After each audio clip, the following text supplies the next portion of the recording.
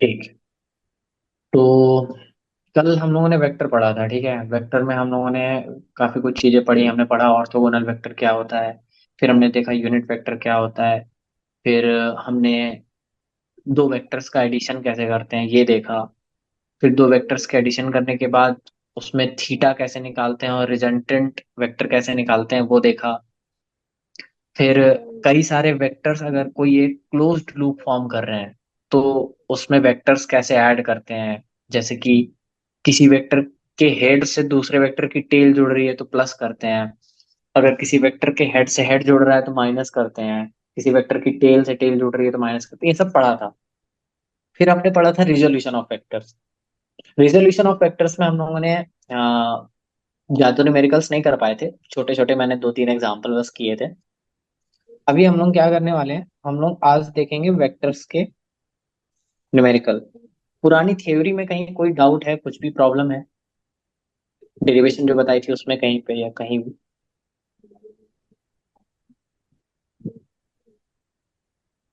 अगर वेक्टर्स की डेरिवेशन में कहीं पे डाउट है तो पूछ लो, और एक बार डेरिवेशन खुद से जरूर करना, बिना किए दिमाग में रुकेगी नहीं।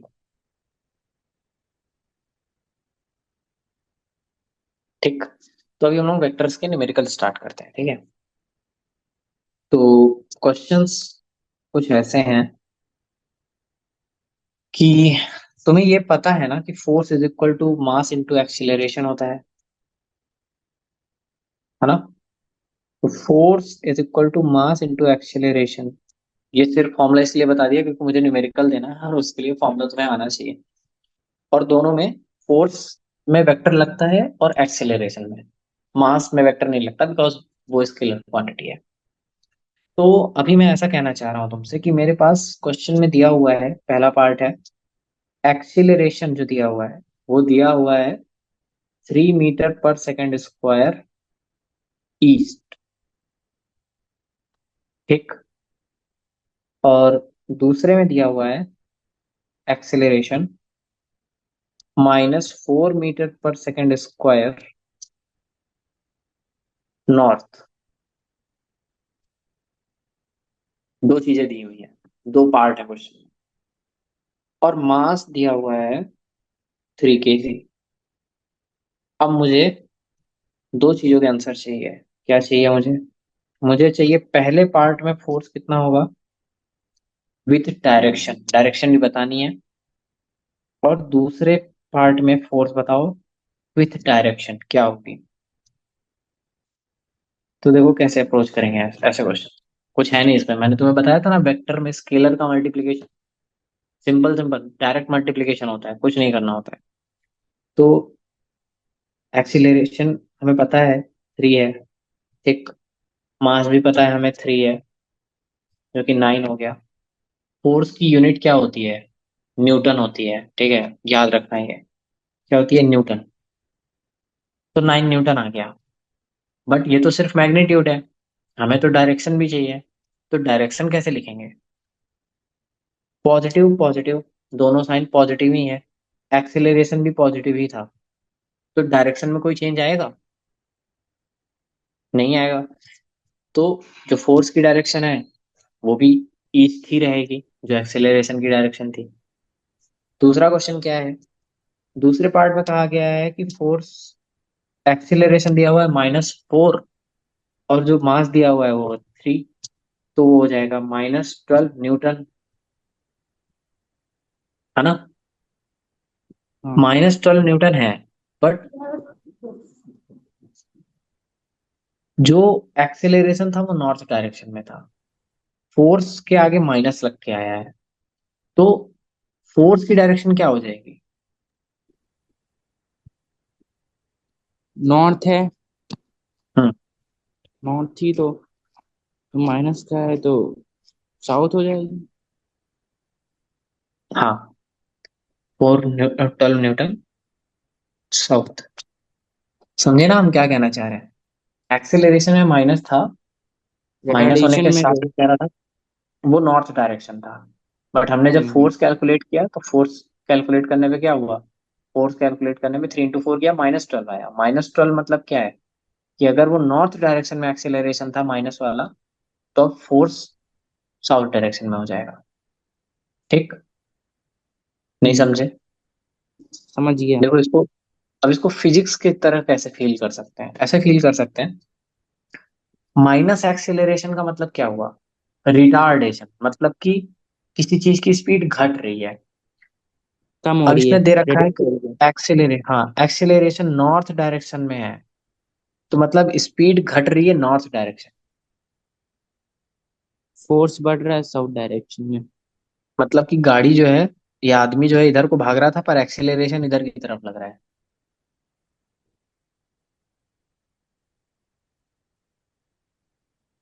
नहीं समझे? ऐसा समझो कि हम्म, पहाड़ में गाड़ी चढ़ती है, फोर्स हम लोग आगे की तरफ लगाते हैं, है ना? बट अगर हम हम्म, फोर्स नहीं लगाते हैं तो स्पीड पीछे की तरफ बढ़ने लगती है, मतलब एक्सेलरेशन पीछे की तरफ हो जाता है। तो एक्सेलरेशन निगेटिव है, तब हम फोर्स पॉजिटिव लगा रहे हैं। तो यहाँ पे भी ऐसे है कि एक्सेलरेशन में क्या है, माइनस साइन लगा हुआ है। माइनस साइन में लगा हुआ है, इसका मतलब क्या है कि नॉर्थ की तरफ एक्सेलरेशन नहीं है, एक्सेलरेशन पॉजिटिव। अगर इसको ऐसे समझो, बहुत सिंपल वर्ड्स है, north minus is equal to क्या हो गया, साउथ।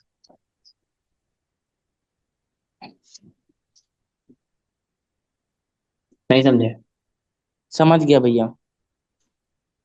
मतलब एक्सेलरेशन नॉर्थ डायरेक्शन में है तो पॉजिटिव होता भाई, +4 नॉर्थ लिखा होता तो नॉर्थ की डायरेक्शन में। -4 नॉर्थ लिखा है, इसका मतलब कि एक्सेलरेशन किसकी डायरेक्शन में है, साउथ की डायरेक्शन साउथ। में है। तो फोर्स किधर होगा, साउथ की डायरेक्शन में होगा। अभी समझे?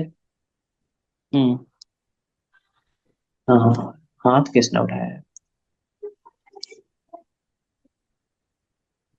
ठीक, अभी समझे ना कि समझ -4 गया। नॉर्थ का मतलब क्या था, साउथ। ठीक है।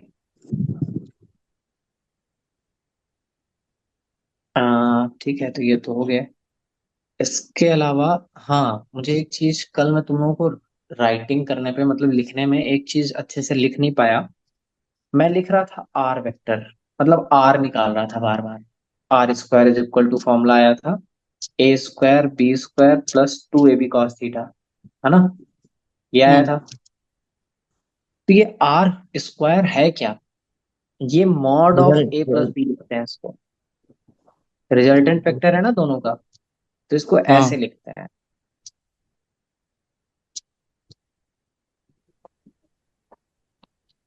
ठीक, इसी तरीके से अगर यहाँ पे A वेक्टर -B वेक्टर लिखा होता तो क्या करते? तो कुछ नहीं, ए A का स्क्वायर -B प्लस। का स्क्वायर, प्लस की जगह क्या हो जाएगा, माइनस आ जाएगा। क्यों आएगा माइनस?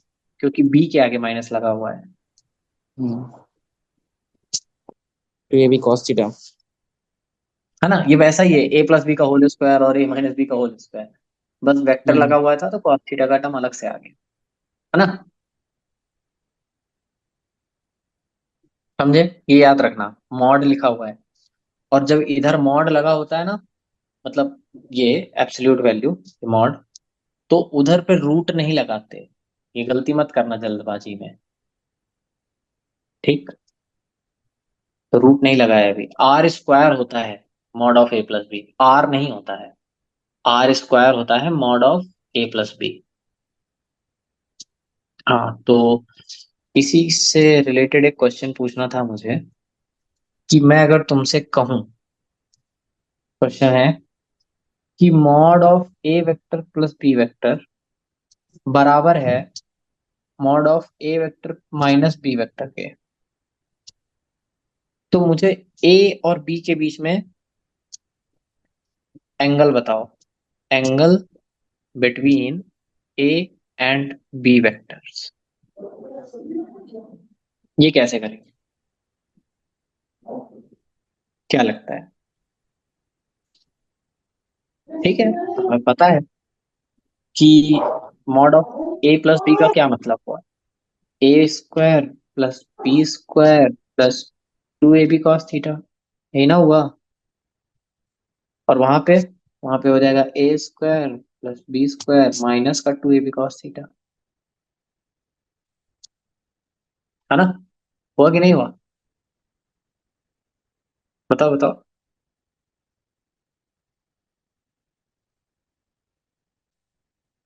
सही लिखा है कि नहीं लिखा भाई? ऊपर तो भाई मैंने वही समझा रहा था तुम्हें, ए प्लस बी होगा तो ये हो जाएगा, ए माइनस बी होगा तो ये हो जाएगा।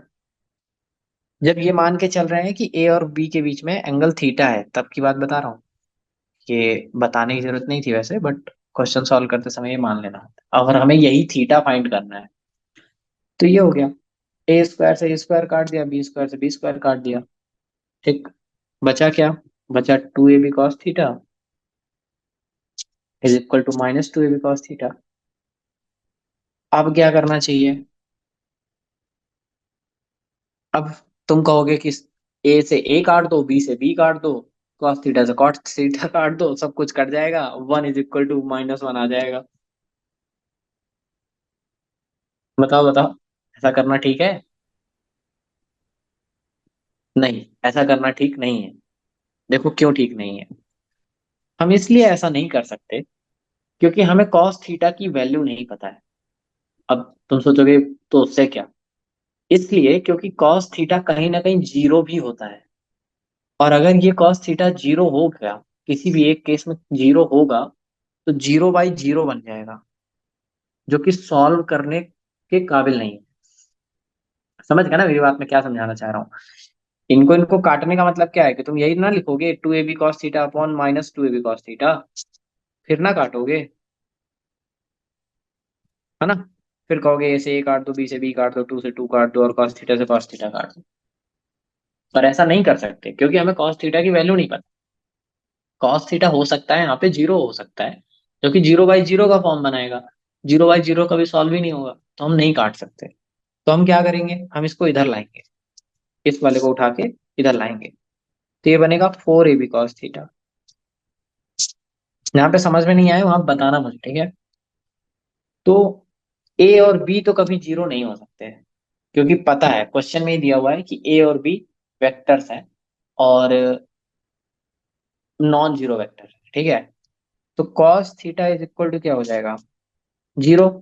भाई, जीरो अपॉन समथिंग या anything, zero. Theta is equal to क्या हो जाएगा? Cos inverse of zero. बताओ कॉस थीटा में जीरो कब आता है?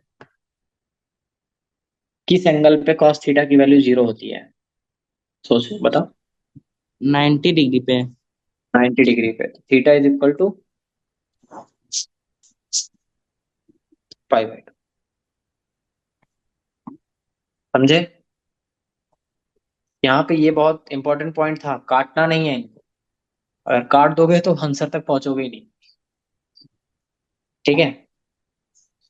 नहीं, इसको हम भैया अपॉन में भी नहीं कर सकते, हाँ वही तो कह क्योंकि रहा हूँ, अपॉन में भी नहीं लिख सकते। क्योंकि उधर कॉस थीटा है और वेक्टर्स हाँ हैं, वो तो अब जाएंगे नहीं ना, तो माइनस का साइन है, इसको हम उधर ले लेंगे, तो ए प्लस का हो जाएगा इक्वल टू जीरो। ये कर सकते हैं जो आपने बताया है। हाँ, वही कर सकते हैं, अपॉन में भी नहीं लिख सकते और काट भी नहीं सकते। काट भी नहीं सकते हैं। ठीक है। हम्म। अ, और एक क्वेश्चन करोगे? और ढंग का कोई question? Solve two unit vectors is also unit.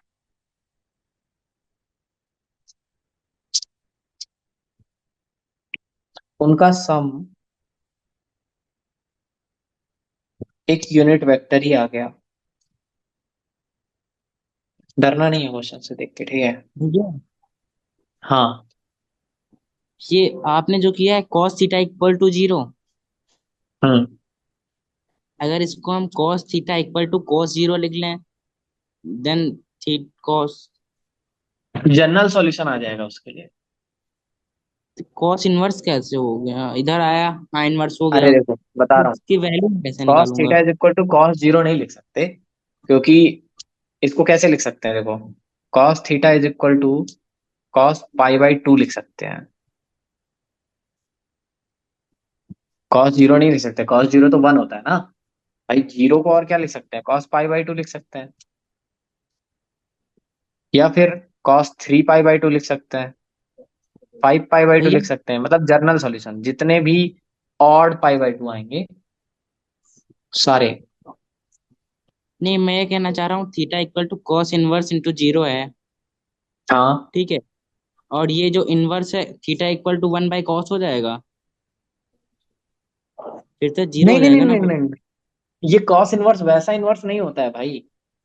ये वन बाई टू को टू इनवर्स लिखते हैं, ये वो वाला कॉस इनवर्स नहीं है, ये अलग वाला कॉस इनवर्स है। बताता हूँ देखो। ये इनवर्स होता है, आ, मतलब तुम्हें कैसे समझाऊं, मतलब किसी एंगल का कॉस निकालना है तो वैल्यू आती है, उस वैल्यू का इनवर्स मतलब कॉस के लिए इनवर्स, इनवर्स मतलब कि यार कैसे समझाऊं तुमको, ये वन बाई कॉस नहीं है भाई। मैं वो समझाना चाह रहा हूँ तुम्हें। तुम लोगों को इनवर्स फंक्शन अभी पढ़ाए नहीं गए हैं ना। तुम इनवर्स इसको भूल जाओ, मैं बता रहा हूँ, अभी इनवर्स मत देखो। इनवर्स करके तुम्हें ट्रिग्नोमेट्री में कॉन्सेप्ट पढ़ाया जाएगा, वो देखना। Cos theta is equal to cos pi by two लिख सकते हो। हम्म। यहां से कंपेयर करो, कंपेयर तो कंपेयर करने पे थीटा पाई बाई टू आ गया। अब समझाता हाँ हूँ वो देखो, तो आ इनवर्स का गया। मैं थोड़ा सा समझाता हूँ तुम्हें क्या है, ऐसे छोड़ूंगा नहीं क्योंकि फिर तुम कंफ्यूज रहोगे। टू का स्क्वायर फोर होता है ना। हम्म। अब अगर मैं तुमसे ये कहूं कि टू को इधर ले जा करके रूट लिख दो, तो तुम इधर ले जाने के बाद क्या लिखते हो, तुम यही ना लिखते अपॉन हो, अंडर। फोर की पावर वन बाई टू, है ना। टू को उधर ले हाँ। जाते हो तो फोर की पावर वन बाई टू। तो वैसे ही यहाँ पे हम लोग क्या करते हैं, हम जब कॉस को इधर से उधर ले जाते हैं ना, तो कॉस इनवर्स मतलब ऐसा नोटेशन है, ये दिखाने का तरीका है। समझ गए। समझ गया। मतलब वो दिखाने का तरीका है कि अगर हमें कॉस में इनवर्स वैल्यू, मतलब मुझे जीरो किस पे वैल्यू, कॉस के किस एंगल पे वैल्यू जीरो होती है, तो मैं वो निकालने के लिए लिखूंगा कॉस इनवर्स ऑफ जीरो। इसी तरीके से अगर मैं कहूंगा कॉस के किस एंगल पे वैल्यू वन बाई टू होती है, वन बाई टू, तो cos inverse of one by two जो कि 30 डिग्री आता, नहीं 60 डिग्री आता है। ठीक है। तो वो इनवर्स एक नोटेशन है, इधर से उधर भेजना क्लॉक, जैसे लॉग। हाँ अभी एक ऐसे तुमने लॉग अगर पढ़ा होगा तो शायद तुम्हें दिख जाए कि जैसे मैं लिखूं log x is equal to four, तो एक्स इज इक्वल टू हम लोग लिखते हैं एंटी लॉग, ऐसे लिखते हैं एंटी लॉग ऑफ फोर। तो बेसिकली हमने लॉग इधर से उधर भेजा है तो फोर अपॉन लॉग लिखना चाहिए था, बट वैसा नहीं होता है ना। तो ये एक नोटेशन है, मतलब दिखाने का तरीका है, समझ गया ना।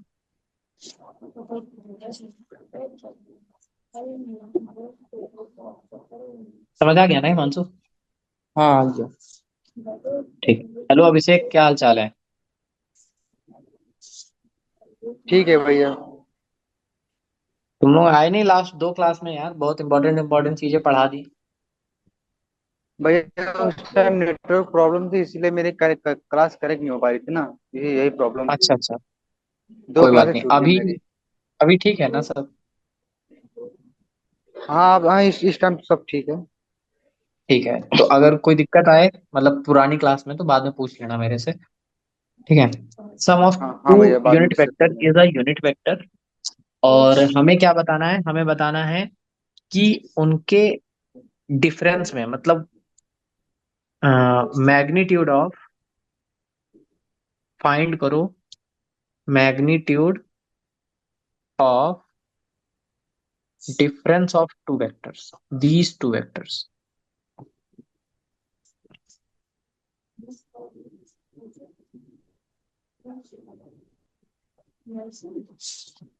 अब सोचो मैं क्या कहना चाह रहा हूँ, क्वेश्चन में जो लिखा है ना जैसा वैसा ही लिखना है और कुछ नहीं करना है, क्वेश्चन में कुछ है ही नहीं। देखो कैसे सॉल्व करेंगे, क्या लिखा हुआ है मैंने, सम ऑफ टू यूनिट वेक्टर्स। ठीक। सम ऑफ टू यूनिट वेक्टर्स का मतलब क्या है, पहली बात जो वेक्टर है वो ए वेक्टर करके नहीं होंगे, वो कैसे होंगे, अगर वो यूनिट वेक्टर है तो वो ए कैप या बी कैप करके होंगे। ठीक। इससे सीधे सीधे समझ में आ रहा है कि मेरा जो ए वेक्टर है वो यूनिट वेक्टर है, बी वेक्टर जो है वो भी यूनिट वेक्टर है। ठीक। उसके बाद क्या होएगा, हम लोग क्या करने वाले हैं, हमें बोला है उसने कि इन दो यूनिट वेक्टर्स का सम, जो आ रहा है, या फिर आर रिजल्टेंट वेक्टर जो आ रहा है, वो क्या है, एक यूनिट वेक्टर है। ऐसा यूनिट वेक्टर मतलब इनका मैग्नीट्यूड क्या है, 1 है। बहुत ध्यान से समझना, हम जो समझाना चाह रहे हैं इसमें दो तीन कॉन्सेप्ट रिवाइज हो जाएंगे। हमने क्या बताया था कि यूनिट वेक्टर्स का मैग्नीट्यूड हमेशा क्या होता है, 1 होता है। फिर हम्म, हमने क्या बोला था, यूनिट वेक्टर्स को हमेशा कैसे रिप्रेजेंट करते हैं, कैप के फॉर्म में रिप्रेजेंट करते हैं। वेक्टर नहीं बनाते उनके ऊपर, कैप बनाते हैं, कैप। तो मैंने उनके ऊपर कैप बनाई। इन्होंने लिखा हुआ है कि उनका सम करना था, मैंने सम कर दिया। वेक्टर एडिशन करना था, सम मतलब वेक्टर एडिशन, उनका वेक्टर एडिशन कर दिया। इन्होंने बोला कि वो जो आया हुआ वेक्टर है उनके सम के बाद इज अ यूनिट वेक्टर। तो मैंने उसका मैग्नीट्यूड कितना लिखा, 1 लिखा। अब हमें क्या बताना है, हमें बताना है उनके मैग्नीट्यूड में कितना डिफरेंस है, मतलब हमें फाइंड करना है A vector minus next B B vector. Vector, ये बताना है। ठीक। सच बोलो तो कैसे निकालना चाहिए, बताओ। एक चीज और देखो, अगर ये ए वेक्टर बी वेक्टर दोनों यूनिट वेक्टर्स हैं, तो ऐसा कहना ठीक होगा ना। याद हो, अगर मैंने लिखा था i cap is equal to j cap j is gap equal to equal to k is gap equal to 1, equal to है ना। 1। हाँ। तो वैसे ही अगर ए और बी भी यूनिट वेक्टर है तो उनके लिए भी ऐसे ही लिख देंगे। अभिषेक, जहां समझ नहीं आया ना, एक बार पूछ लेना माइक खोल के, कोई टेंशन नहीं है, ठीक है ना। हाँ भाई पूछ लूंगा अगर नहीं समझ में ठीक आएगा। ठीक। तो ये हो गया। अब इसके बाद बहुत सिंपल साधारण सा काम है, कुछ नहीं है। A mod, A cap mod का मतलब होता है ए का स्क्वायर। और बी, जैसे आर का मॉड का मतलब क्या होता है, आर स्क्वायर। मैंने अभी पीछे बता रहा था तुम्हें, फॉर्मूला रिवाइव करते हुए, कि आर का मॉड मतलब आर स्क्वायर, ए का मॉड मतलब ए का स्क्वायर, और बी के कैप का मॉड मतलब बी का स्क्वायर, है ना। तो वैसे यहाँ पे क्या हो जाएगा, A square plus B square plus 2ab cos A theta B cos theta is equal to equal to 1। 1। ठीक। ए मॉड की वैल्यू कितनी है, ए स्क्वायर की वैल्यू कितनी है, ए 1। 1 बी की भी वैल्यू 1 प्लस 1 टू, प्लस ए की वैल्यू ए बी कितनी है, कॉस थीटा 1। बी की बी की वैल्यू वैल्यू कितनी है, 1। कॉस थीटा की वैल्यू कॉस थीटा 1। ये 1 से 1 कैंसिल हो गया। तो बचा क्या, क्या बचा बताओ। 1 3 3 कॉस थीटा 1 प्लस 2 फिर से कॉस ध्यान थीटा से, ध्यान से देखो, 1 3 नहीं बचेगा, क्या बचेगा। 1 plus 2 cos theta equal to 0। हाँ, 1 + 2 cos theta is equal to 0 zero. तो cos theta is equal to -1/2 -1/2। आएगा। कॉस हाँ, थीटा -1/2 होने का क्या मतलब है, बताओ। मतलब वो कौन से क्वाड्रेंट में हो गया ये, ये थर्ड थर्ड में कॉस निगेटिव।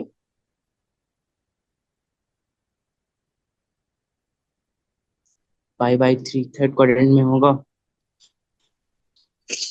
ठीक है। ट्रिग्नोमेट्री था, अच्छे से रिवाइज कर लेना। मैं अभी वो चीज नहीं रिवाइज कराऊंगा, अभी तुम लोग देख लेना, ठीक है, शायद सही हो तुम। फर्स्ट वाले में ऑल पॉजिटिव होता है, दूसरे वाले में साइन पॉजिटिव होता है, तीसरे वाले में कॉस, और चौथे वाले में टेन पॉजिटिव होता है, ठीक है। याद है ना। भैया थर्ड वाले में tan पॉजिटिव होता है। थर्ड वाले में टेन पॉजिटिव होता है, ठीक है, नाइस।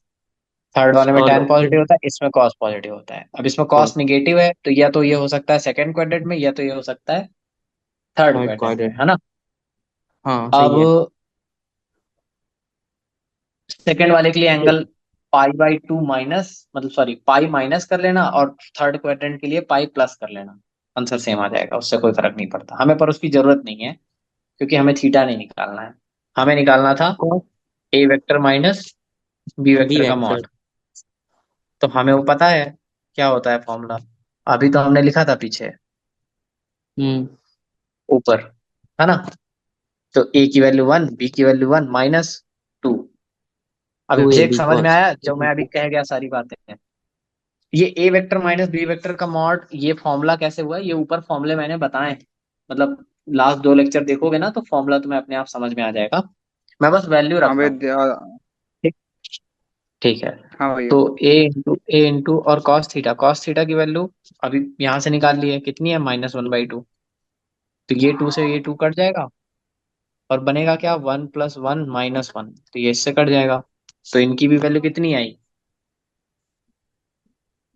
यहाँ पे हमारे पास वन वैल्यू प्लस आई, ए वेक्टर माइनस बी वेक्टर के मॉड की वैल्यू 1। वन आएगी। ठीक। भैया हाँ।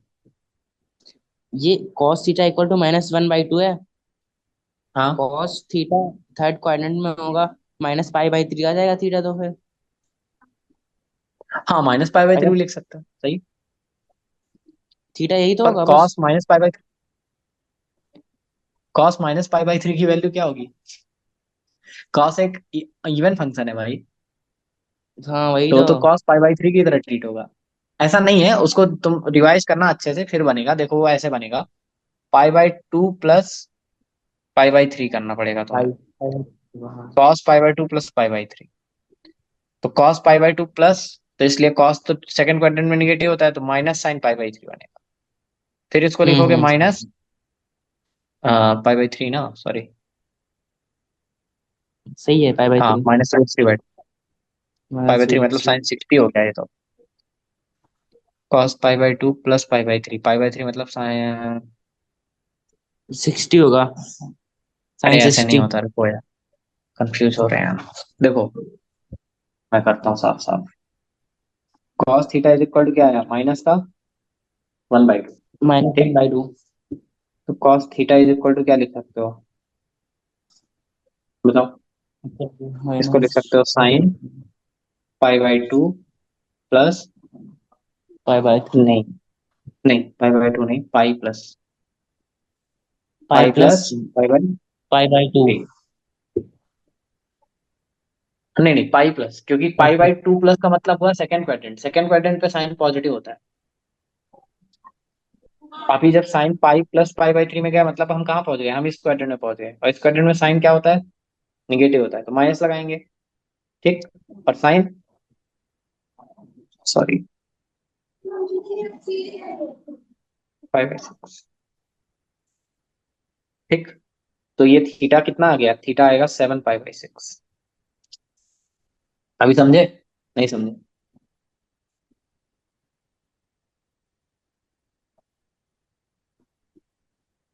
देखो ध्यान से सोचो, ये मैंने थोड़ा बहुत स्पीड में किया है, बहुत दिमाग, ज्यादा कुछ नहीं सोचना होता है। भाई हमें चाहिए था कॉस, साइन के आगे माइनस, माइनस कैसे मिलेगा, या तो हम सेकंड क्वाड्रेंट में, वो थर्ड क्वाड्रेंट में जाए, या तो फोर्थ में जाए। हम फोर्थ में क्यों जाएंगे जब हमारा थर्ड में काम बन रहा है, तो हम थर्ड में गए, पाई प्लस करके। पाई प्लस करने पे हम कहाँ आ गए, थर्ड क्वाड्रेंट में। समझे। ठीक है, वो तुम लोग बाद में रिवाइज कर लेना, ट्रिग्नोमेट्री सीखना हो तो बता देना, ये हम सिखा देंगे, 2 मिनट में काम है, इसमें कुछ बहुत बड़ी बात नहीं है। ये समझे ना, इतना दिख गया ना। हम्म। ठीक। हाँ भैया। ठीक है। तो अब क्या बचा, और क्वेश्चंस, क्वेश्चंस कराने हैं या फिर आगे में कॉन्सेप्ट पढ़ाना है, बताओ। तुम लोग बोल दोगे तो उस हिसाब से चला देंगे। क्वेश्चन पढ़ाने एज हैं तो योर मैं विश। क्वेश्चन करवा, एज माई विश। तो यस। मेरी सलाह है कि मेरी भैया सलाह है कि मैं डीपीपी जैसा जैसा सही लगे। डीपीपी अपलोड करवा देता हूँ। उसके क्वेश्चन तुम लोग ट्राई करना, जब तुम लोगों से नहीं बने तो मुझसे बोलना, मैं उनको दोबारा से डिस्कस करके सॉल्व करवा दूंगा, ठीक है। हाँ भैया। ठीक। इतने क्वेश्चन करा दिए मैंने, अभी 3-4 क्वेश्चन कराए हैं, एक, दो, तीन, 3 क्वेश्चन कराए हैं। बाकी कल थोड़ा बहुत डिस्कस कर लिया था, बट इससे ज्यादा की जरूरत नहीं है। हाँ, एक चीज और देख लो थोड़ा सा, कि अगर मैं तुमसे कहूँ कि मेरे पास एक ए वेक्टर, मेरे पास एक ए वेक्टर है जो ऐसा कुछ दिया हुआ है, 3i cap plus 6j cap. ठीक। और मैं तुमसे कहूँ कि ए वेक्टर का मॉड बताओ, तो कुछ नहीं करना है, 3² + 6² कर देना है। ठीक। 9 और 9 + 36, 44, 9 से 15, 45। ठीक है। समझ गए? मॉड हाँ मतलब भैया। सिर्फ मैग्नीट्यूड होता है, तो मैग्नीट्यूड हो गया इसका 45। अगर कोई तुमसे कहे कि मेरे पास एक ए वेक्टर ऐसा है, उसका मैग्नीट्यूड बताइए, you have to just make the square of these components and add them. ठीक है, मतलब उनके स्क्वायर करके ऐड कर दो। बहुत साधारण सी चीज है, इतना कुछ सोचना नहीं है उसमें। इसके बाद आगे का कॉन्सेप्ट है मल्टीप्लीकेशन ऑफ वेक्टर्स। दो वेक्टर्स का मल्टीप्लीकेशन, एडिशन तो खूब बताया मैंने, मल्टीप्लीकेशन समझ लो, बहुत सही चीज है ये और बहुत जरूरी चीज है। ठीक।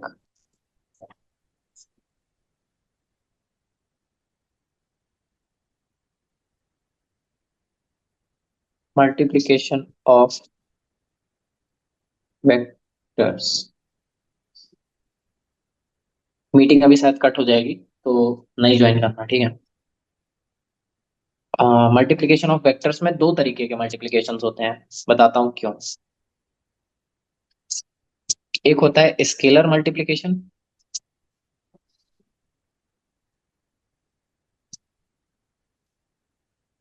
एक होता है वेक्टर मल्टीप्लीकेशन। तुम कहोगे ये क्या तरीका हुआ, हमें तो ये समझ में भी नहीं आया। बेसिकली मुझे ऐसा नहीं लिखना चाहिए था, मुझे लिखना चाहिए था एक होता है डॉट प्रोडक्ट, क्रॉस प्रोडक्ट। हाँ, पढ़ रखे क्या? स्कूल में डिस्कस हुए अभी तक में कि नहीं हुए?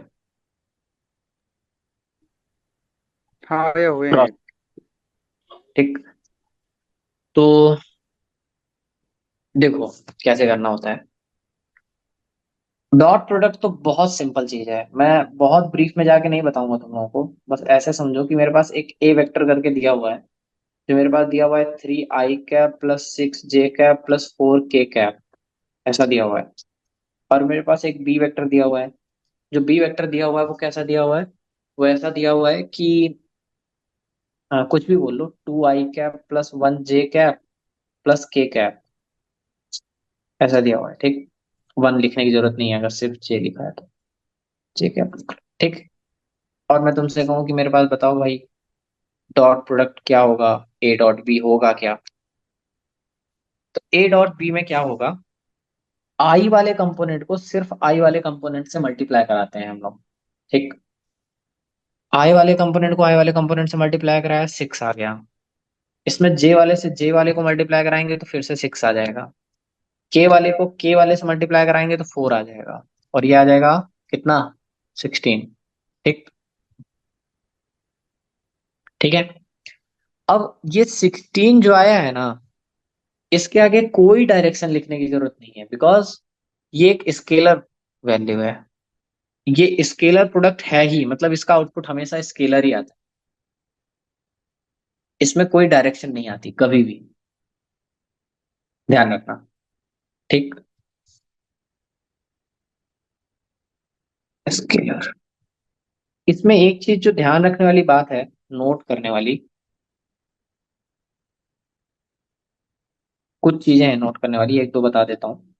कि जैसे अगर मैं तुमसे कहूँ A dot B is equal to B dot A, कोई फर्क नहीं पड़ता भाई, हम कर तो एक ही काम रहे हैं। अगर तुम 3 इंटू 2 करो या 2 इंटू 3 करो, मतलब 3 इंटू 2 इधर वाला, 3 इधर वाले से मल्टीप्लाई करो या 2 इंटू 3 करो, बात एक ही है ना, आंसर तो बदल नहीं जाएगा, है ना? समझ गए ना? तो ये वो चीज लिखी हुई है, तो इतना सोचना नहीं है। दूसरी चीज ये कि तुम लोगों ने जब स्टार्टिंग में 10th में पढ़ा होगा, या फिर 10th में ना 11th में पढ़ा होगा, जहां भी पढ़ा हो, तो तुम लोगों को कुछ रूल्स बताए गए होंगे। हिंदी मीडियम से हो तुम लोग, इंग्लिश मीडियम से हो? English medium.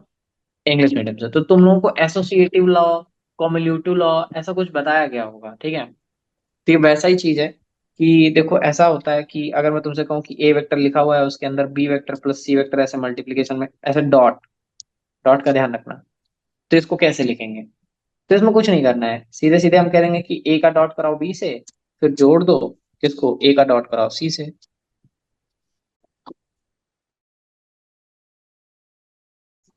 ठीक है। तो हम क्या बता रहे थे, कि ए का डॉट कराओ बी से और बी का डॉट कराओ, वो सॉरी ए का डॉट कराओ सी से, और फिर उनके दोनों आंसर्स को जोड़ दो।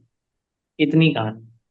तो इसमें जो बहुत ज्यादा वो नहीं करना पड़ता हम लोगों को, मतलब कोई वेरिएशन नहीं है कि पहले वेक्टर एडिशन सॉल्व करो उसके बाद ही डॉट कराओ, ऐसा कुछ नहीं है। हम वो चाहें तो वो करा सकते हैं, ठीक है, उसकी टेंशन नहीं है। अब उसके बाद और क्या बताना चाहिए चाहिए मुझे। हाँ, एक चीज ये समझो कि जो बेसिक रूल है वो तो बताना ही भूल गया मैं, कि अगर हमारे पास ऐसे ए वेक्टर और बी वेक्टर डॉट प्रोडक्ट में लिखे हैं, तो हम उनको ए वेक्टर डॉट, सॉरी ए वेक्टर डॉट नहीं, ए वेक्टर का मैग्नीट्यूड, बी वेक्टर का मैग्नीट्यूड और कॉस थीटा ऐसे लिखते हैं। ठीक। अब मैं क्या कह गया ये समझ में ही नहीं आया। तो हम्म, जैसे कि मान लो ये वेक्टर फॉर्म में ना दिया होता, जो तुम्हारा ए वेक्टर दिया हुआ है ना, वो ए वेक्टर ऐसे वेक्टर के फॉर्म में ना दिख करके ऐसे दिया होता कि A is moving with the velocity 3 metre पर सेकेंड। ऐसा कुछ मतलब डायग्राम बना के दे देता तुमको कि ये 3 से मूव कर रहा है, ये 4 से मूव कर रहा है, इनके बीच में एंगल 30 डिग्री का है। ठीक। तो सॉल्व करने के लिए कुछ नहीं करते, हम क्या करते हैं, 3 into 4 into cos 30। ठीक। 3 into 4 समझ गया भैया। cos 30, √3/2, 6 4। ठीक है, समझ गए। समझ गया। ठीक। अब और मुझे एक बहुत जरूरी चीज तुम्हें जो बतानी थी, डॉट प्रोडक्ट में एक तो होता है कंपोनेंट निकालना, बट कंपोनेंट बताना मुझे ऐसा लगता है कि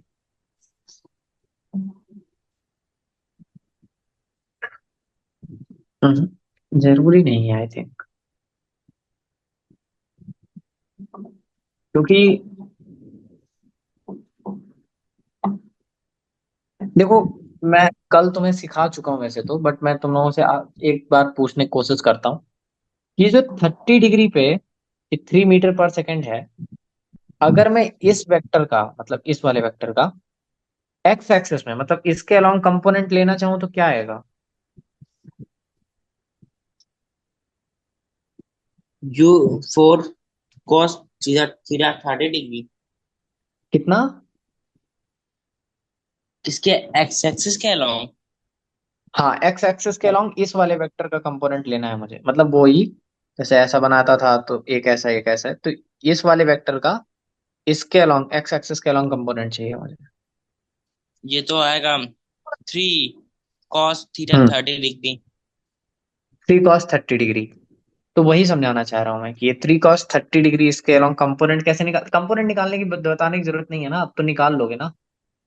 हाँ निकालेंगे। ऐसे ही इसका परपेंडिकुलर कंपोनेंट अगर निकालना चाहते तो 3 sin 30 डिग्री आता, है ना। हाँ वो तो पता है, कल आपने बताया था ना। हाँ हाँ, बस वही है ये, और कुछ नया नहीं है इसमें, ठीक है। तो डॉट प्रोडक्ट में कुछ इतना खास नहीं आता। आ,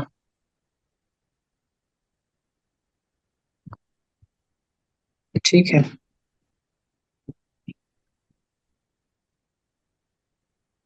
ठीक है, इसमें कुछ ऐसा अभी तक में जो भी डाउट में लगा हो, या कुछ ऐसा प्रॉपर्टी जो तुम लोगों को याद हो, ऐसा कुछ क्वेश्चन वश्चन टाइप का जो नहीं पूछ पा रहे हो। हाँ, एक चीज देखो, यहाँ से इस फॉर्मूले से, ये जो फॉर्मूला अभी मैंने बताया है, इस फॉर्मूले से कॉस थीटा निकालना तो समझ में आ ही गया होगा ना, कि कॉस थीटा निकालने के लिए कुछ नहीं करना है, उन दोनों का डॉट प्रोडक्ट निकालो और उनके मैग्नीट्यूड से डिवाइड कर दो। ठीक।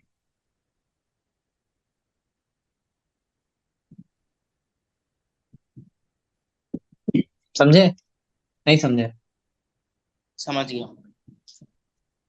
ठीक है। और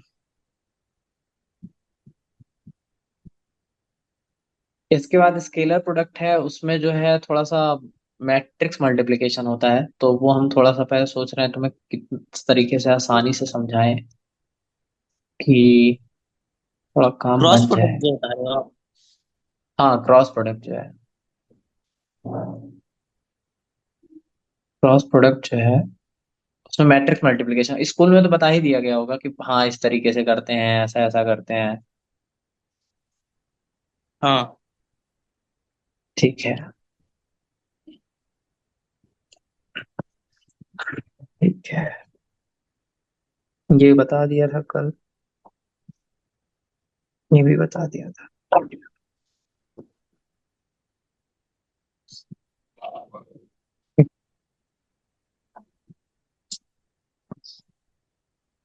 जब मैग्नीट्यूड लिखना होता है, जैसे यहाँ पे, कि ए के मॉड का मतलब ए का स्क्वायर नहीं है, ये मैंने यहाँ पे जब बताया था ना तुम लोगों को, ये ये याद रखना, मतलब हमेशा मैग्नीट्यूड लिखते समय उसका स्क्वायर नहीं करते हैं। मैग्नीट्यूड मतलब सिर्फ उसकी वैल्यू, वेक्टर नहीं इंक्लूड करना है। ये मैंने इसलिए बताया था क्योंकि वन का स्क्वायर करो तो वन ही होता है, तो उसमें कुछ इतना बहुत ज्यादा नहीं सोचना। मॉड ऑफ आर का मतलब हुआ square root of a square plus B square plus two A B cos theta, ठीक। इसी तरीके से यहाँ पे जब ए का मॉड लिखना है, जैसे मेरे पास कोई एक वेक्टर है 3 आई cap plus 4 j cap plus के कैप, तो मैं अगर उसमें से कहूँ कि तुम ए का मॉड बताओ, मतलब ए का मॉड बताओ, तो अंडर रूट के अंदर ही सॉल्व करना। जो मैंने ऊपर ऊपर नहीं बताया था, शायद पीछे कहीं बताया था क्या, वही सोच रहा हूँ मैं कि मैंने तुम लोगों को एक क्वेश्चन बताया, अभी पता नहीं कहाँ निकाल दिया उसको। छोड़ो, बताया नहीं शायद। देखो, cos theta is equal to a vector dot b vector upon mod of a vector plus mod of b vector. चलो अब थोड़ा सा एक बार जल्दी जल्दी तुम लोग क्वेश्चंस के आंसर देना। मेरे पास एक ए वेक्टर दिया हुआ है 3 आई cap plus 4 j cap plus 7 के कैप। तो मैं अगर इसका ए का मॉड निकालना चाहता हूँ तो क्या आएगा?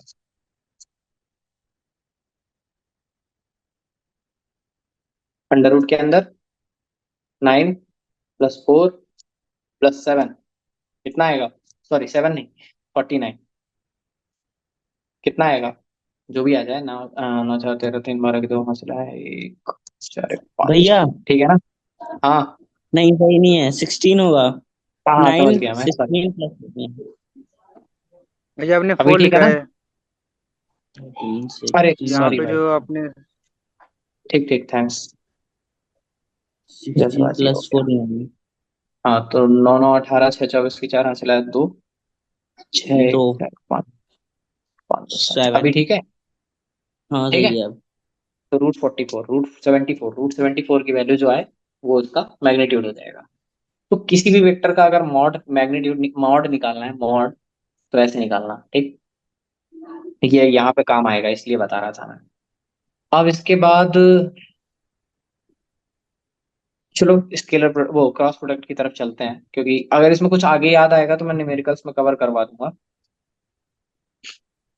क्रॉस प्रोडक्ट में क्या होता है, मान लो तुम्हारे पास एक ए वेक्टर दिया हुआ है, कैसे निकालते हैं मैं बस अभी फिलहाल ये सिखा रहा हूँ, फिर उसके बाद बताऊंगा कि उसकी इंपॉर्टेंस क्या है, कैसे काम करता है। और बी वेक्टर में क्या है, कुछ भी ले लो, 2 आई कैप प्लस 2 जे कैप प्लस 2 के कैप, ठीक। तो बताओ फिर तुम लोगों को स्कूल में कैसे सिखाया गया है? ऐसे ही सिखाया गया है जैसा मैं बनाने जा रहा हूँ। आई बनाओ, जे बनाओ, के बनाओ, है ना? हाँ ऐसे ही कुछ सिखा गया।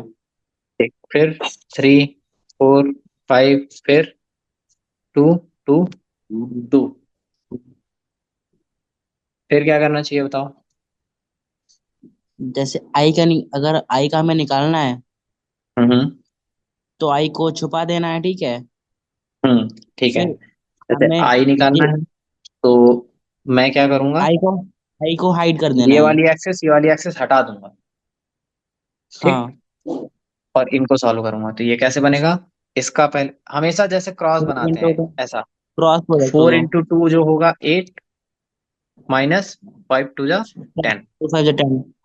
फिर यहाँ पे क्या बनेगा, माइनस बनेगा प्लस बनेगा, माइनस प्लस। बनेगा, ठीक है। प्लस क्यों होगा, प्लस नहीं होता माइनस होता है यार, प्लस माइनस प्लस होता है। सोचो सोचो। ये रूल फॉलो होगा इसमें जो आपने बताया, प्लस माइनस प्लस। हाँ हाँ, ये हमेशा फॉलो, करने वाले कुछ और दिमाग लगाते हैं, वो अपना बदल लेते हैं अपना इंट्यूशन, बट हम कह रहे हैं ऐसा मत करो, आराम से यही बना के चलो, क्योंकि यही एग्जैक्ट एक बार में आंसर देता है। अब जैसे ये माइनस वाला करेंगे तो क्या हो जाएगा, फिर हम वो वाली छुपा देंगे, कौन कौन सी छुपा देंगे, जे एक्सेस छुपा देंगे ये वाली। फिर क्या करेंगे, 3 का 2 से मल्टीप्लाई कराएंगे, 3 टू जा 6, माइनस 5 टू जा 10 करेंगे, 10। फिर प्लस, फिर के कैप करेंगे, फिर क्या करेंगे, कौन कौन सी छुपा देंगे, फिर के के की वाली छुपा के देंगे। फिर क्या देन करेंगे, 3 टू जा 6, माइनस 4 टू जा 8। ये 8। कितना बनेगा, माइनस का 2 आई कैप, माइनस, और ये कितना बनेगा, minus four j four cap. Minus minus plus हो जाएगा तो प्लस का minus four j plus cap, 4 j cap. और माइनस का 2 के कैप। ठीक, समझ आया। आ गया। एक एग्जांपल और अच्छे से करते हैं तो शायद थोड़ा सा ज्यादा अच्छे से समझ में आए। आ,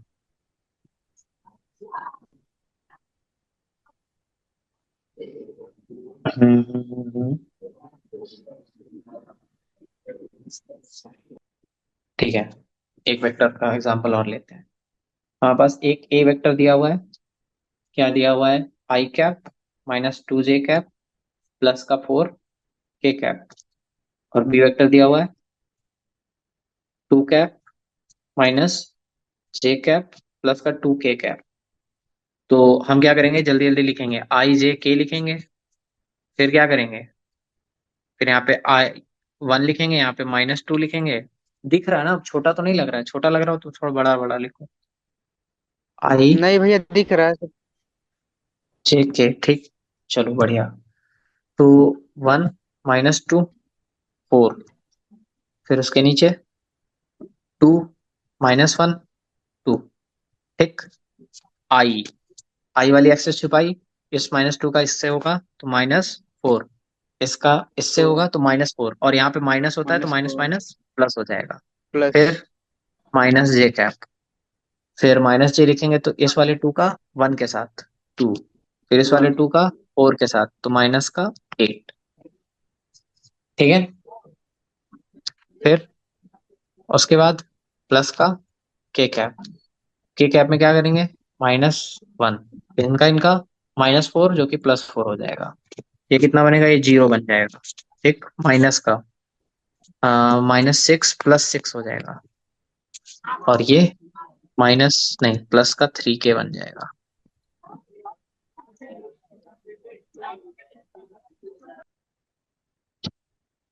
ठीक है।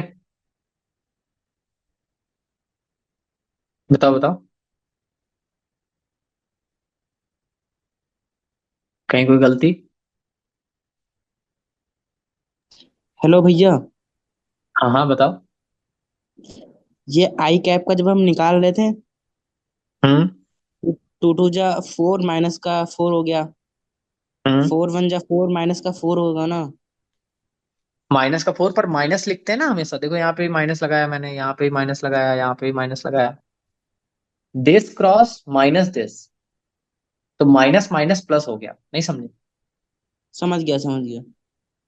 है ना। एक और एग्जांपल लेंगे छोटा सा, ठीक है। अब इस बार तुम लोग थोड़ा सा दिमाग में या फिर कॉपी में जल्दी जल्दी सॉल्व करने की कोशिश करना, ठीक है, अगर कॉपी खोले हुए हो अभी तो करना। आई कैप -2 जे कैप प्लस 4 के कैप, और बी वेक्टर दिया हुआ है हमारा 3 आई कैप -जे कैप प्लस का 2 के कैप। तो अब इसकी एक्सेस कैसे बनेंगी, आई जे के, 1 - 2 4, फिर यहाँ पे 3 -1 और 2, तो आई कैप।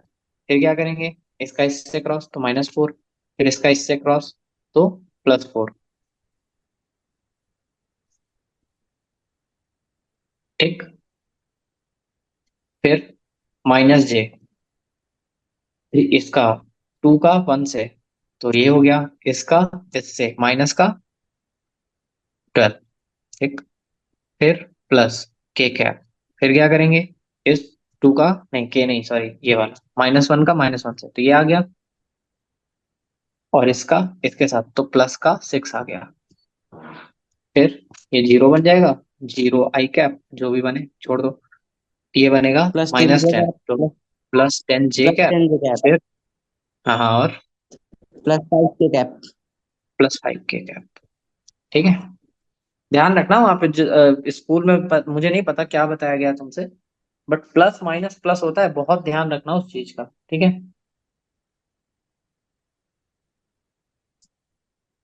उसका क्यों होता है वो भी हम तुम्हें चाहें तो अभी समझा सकते हैं, बट हम वो समझाना नहीं चाहते तुमसे, क्योंकि देखो वो ऐसा होता है। अभी 12th में तुम लोगों को मैथ में एक चैप्टर मिलेगा मैट्रिक्स करके, तो उसमें मैट्रिक्स में क्या होता है ना, ऐसा एक डायग्राम मिलेगा। यहाँ पे तुम्हें बोलेगा प्लस माइनस प्लस, फिर यहाँ पे बोलेगा माइनस माइनस माइनस, या समथिंग प्लस प्लस प्लस होता है, अपोजिट साइन भैया होते हैं। 10th में भी है। और भैया 10th में था ना ये। 10th में है, ट्रिग्नोमेट्री में। हाँ हाँ, फर्स्ट क्वाड्रेंट, वही सेकंड क्वाड्रेंट, तो वही डायग्राम थर्ड है, कुछ एंगल। नहीं बदला है। देखो ये वैसा ही है, पूरी मैट्रिक्स वैसा ही है, ये ऊपर वाली लाइन कभी नहीं चेंज होती भाई, ये साइन इंट्यूशन जो रख दिया गया है वो रख दिया गया है। ठीक। तो जो स्कूल में टीचर्स बताए हैं तुम्हें उनको थोड़ा सा भले ही मत कहना, तुम अपनी जगह सही करना उसको, ठीक है, कि हाँ प्लस माइनस प्लस होता है। ठीक। अब बात ये है कि ये बता क्या रहा हूं मैं, मुद्दा क्या है, मतलब इसका क्या फर्क क्या है, डॉट प्रोडक्ट और क्रॉस प्रोडक्ट में डिफरेंस क्या है। फिजिक्स में तो समझ नहीं आ रहा है, ये मैथ मैथ बस पढ़ाए जा रहे हैं। फर्क तुम्हें वहां समझ में आएगा, जैसे कि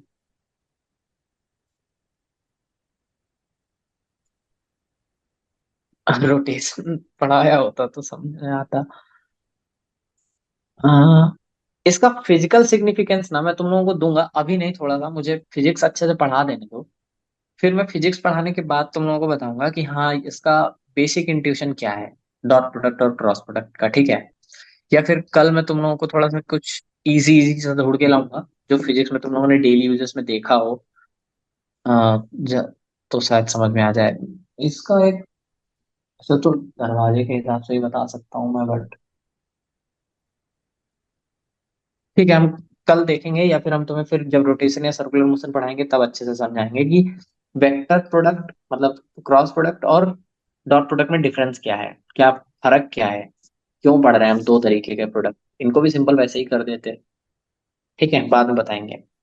एक चीज और अच्छे से देख लो, एक सर्कल बनता है, बहुत इंपॉर्टेंट है बेसिकली, तुम लोगों को बोर्ड की बुक में भी मिल जाएगा, आई जे और के करके, और इसका सर्कल ऐसा बनता है, एरो ऐसे बनता है।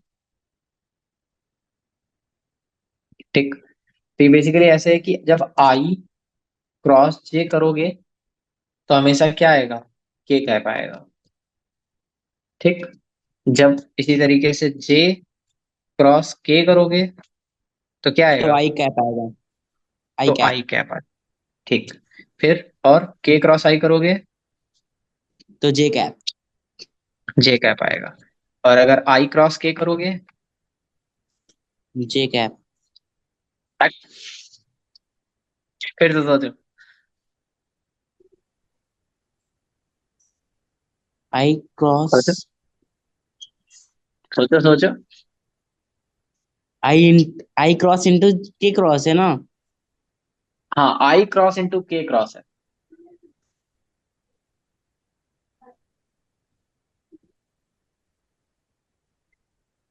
तो अरे भाई, के क्रॉस आई किया था तो जे आया था, तो जे कैप जब आएगा। आई क्रॉस के करोगे तो माइनस जे आ जाएगा। ओ सॉरी। पहले देखो एरो देखो, जिधर एरो बना हुआ है ना, अगर उसी डायरेक्शन में मोशन हो रहा है तुम्हारा, मतलब के बाद आई लिखा है, के बाद आई लिखा है, तो प्लस का लिखेंगे। लेकिन अगर इसी सर्कल में तुमने उल्टा घूमा, तो उल्टा घूमने का मतलब है माइनस साइन लगा देना। अब इससे क्या समझ समझे, गया हूँ। इससे क्या समझे, देखो समझाते हैं हम।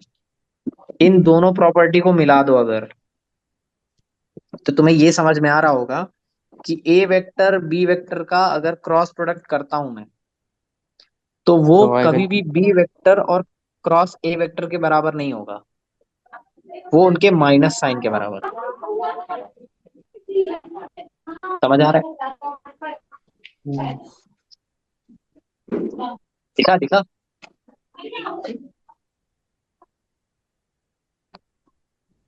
ठीक है ना? ठीक है। चलो बढ़िया। अब इसके बाद और क्या ये माइक बताना था किसका बताओ। ऑप्शन है? अभिषेक का होगा शायद, अभिषेक।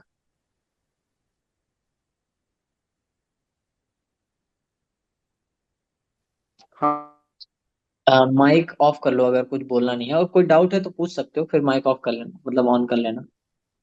वो वॉइस आ रहा है साइड से। ठीक है, हो गया, इतना समझ में आया अच्छे ओके। से? कुछ आ पूछना है गया। अभिषेक, कुछ भी डाउट अभी तक में, यहाँ तक में तुम्हें भी?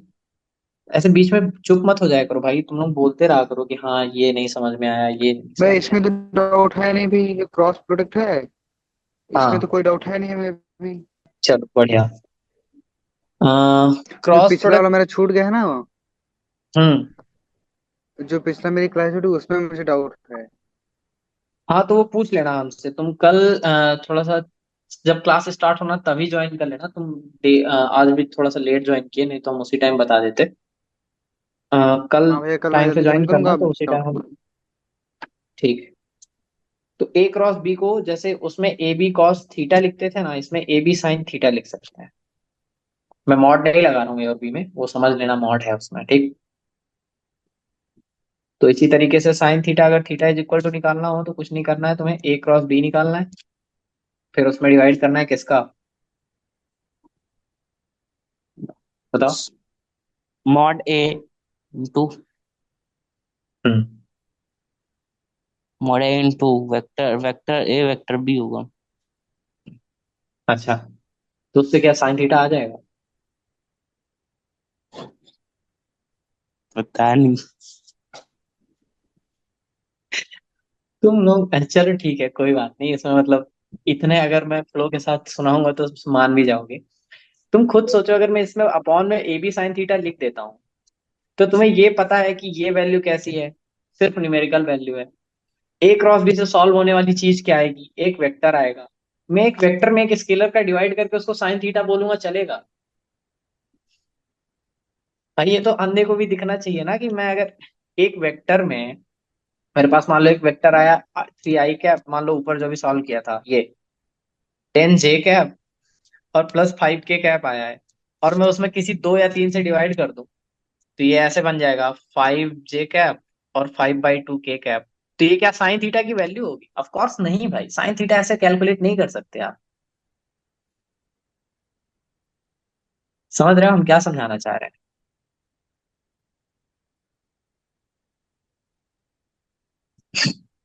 तो गलती मैं कहाँ है कुछ और फिर ही सोच बताओ। रहा था उस टाइम पे।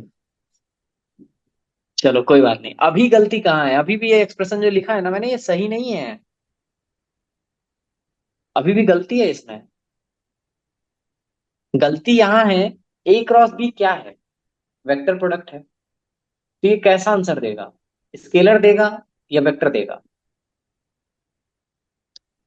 ये वेक्टर देगा, वेक्टर देगा ना। तो जब ये वेक्टर क्रॉस देगा, प्रोडक्ट है तो क्या हुआ? ये क्रॉस प्रोडक्ट है ना, तो वेक्टर देगा। हाँ वेक्टर देगा, पर a b sine theta vector थोड़ी है भाई। यहाँ पे तो ए भी जो है मॉड में है, बी भी जो है मॉड में है, साइन थीटा की वैल्यू हमेशा वैसे भी स्केलर होती है, तो इसमें वेक्टर है कहाँ? वेक्टर तो गायब कर दिया मैंने, मैंने लिखा ही नहीं सही तरीके से। बेसिकली क्या होता है, हम इसमें हमेशा लास्ट में लिखते हैं एन कैप,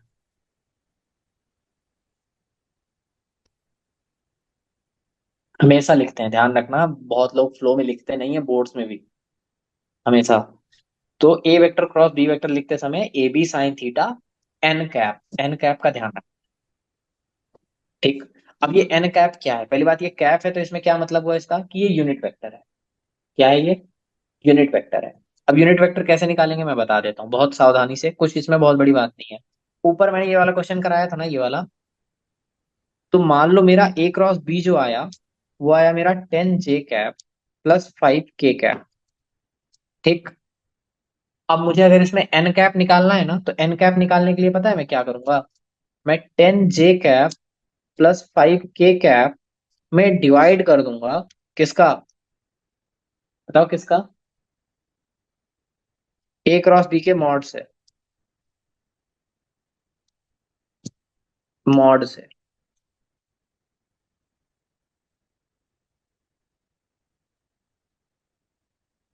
और साइन थीटा से।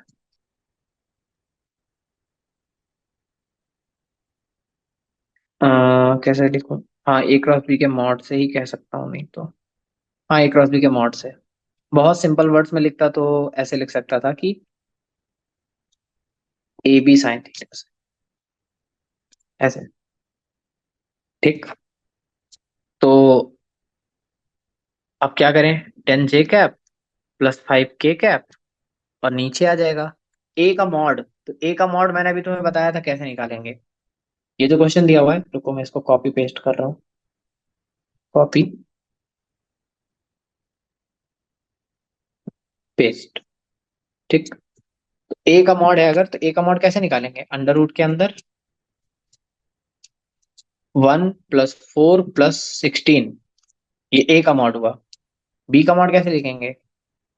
3 + 1 + 4 लिखेंगे, और साइन थीटा। तो ये बनेगा 10 J कैप प्लस फाइव के भैया, कैप हाँ, बताओ। वेक्टर बी का जो मॉड आएगा वो आएगा 9 + 1 + 4। सॉरी, 3 लिख दिया क्या फिर से मैंने? ठीक है। नाइस। चलो। तो ये बनेगा 16 × 4 = 21 √21। और ये बनेगा अंडर रूट के अंदर 9 × 1 = 10 14, है ना? और साइन थीटा। इससे डिवाइड करोगे तब जो वेक्टर आएगा ना, जब जो वेक्टर आएगा वो वेक्टर हमेशा क्या होगा? एन कैप होगा। और उस वेक्टर का तुम कभी भी मैग्नीट्यूड निकाल के देख लेना, 1 आएगा। अब साइन थीटा मुझे यहाँ पे डिफाइन नहीं है, अगर डिफाइंड होता तो मैं उसको सॉल्व करता, बट समझ गया ना कैसे करना है। कभी भूल जाना तो ये देख लेना। एन कैप निकालने के लिए ए क्रॉस बी करो। ए क्रॉस बी का जो वेक्टर है उसमें से ए बी साइन थीटा से डिवाइड कर दो। पर उससे साइन थीटा कभी निकालने की कोशिश मत करना, उससे साइन थीटा नहीं निकलेगा। ठीक है? समझे?